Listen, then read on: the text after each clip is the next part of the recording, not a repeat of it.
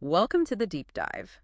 Today we're digging into a really interesting friction point in management, KPI thinking versus KSF thinking. That's key performance indicator versus key success factor. Exactly. And our sources today frame KSF as something much bigger than just a planning tool. It's really a whole philosophy about, incentive reform. It's about fixing the broken parts of the traditional results-only systems. Right. So the core shift is this. A KPI asks, did we achieve our goal? But a KSF, that forces you to ask, which specific levers do we have to pull every single day to make sure we achieve that goal? And that shift is so necessary because KPI thinking is, well, it's inherently downstream, isn't it? It is. It's a lagging indicator. It basically tells you what happened long after you could have done anything about it. Like checking the map after you've already taken the wrong exit. Precisely.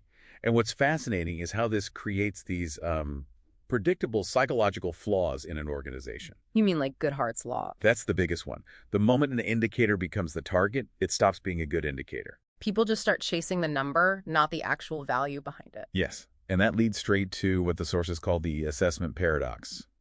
Employees see the KPI not as a guide, but as a ruler, or even a whip to cut their pay. So the relationship becomes almost antagonistic. It becomes transactional, and that kills innovation.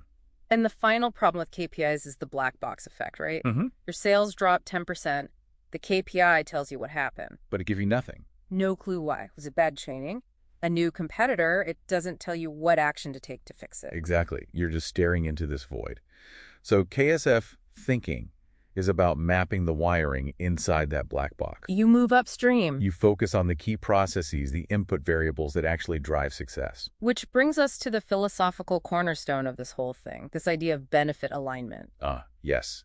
It's huge. The idea is that you stop just assessing performance and you start aligning the employee's financial goals with the company's profitability. So you're turning the old performance assessment plan into a transparent employee raise plan. It's a total reframe because it's all about sharing incremental value. Okay, so how does that work in practice? Well, first you have to establish a balance point.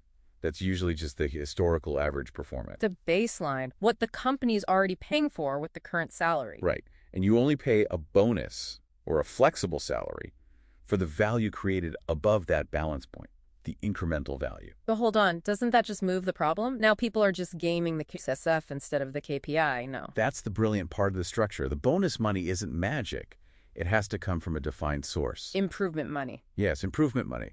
It's the measurable value that the employee creates, the cost saved from reducing waste, the profit from higher efficiency. So they are literally funding their own raise by making the company more profitable. They become a partner in creating that value. It's not a cost to the employer. It's a share of new profit. Let's make that concrete. The manufacturing example. Perfect. A production manager. Their key success factor is quality assurance. And you measure that with the KPI, scrap rate. Let's say the balance point, the historical average, is a 5% scrap rate. Okay. The manager gets that down to 2%. That 3% improvement is real, measurable savings in material costs. And they get to share in that savings. They made the company money, and they get a piece of it.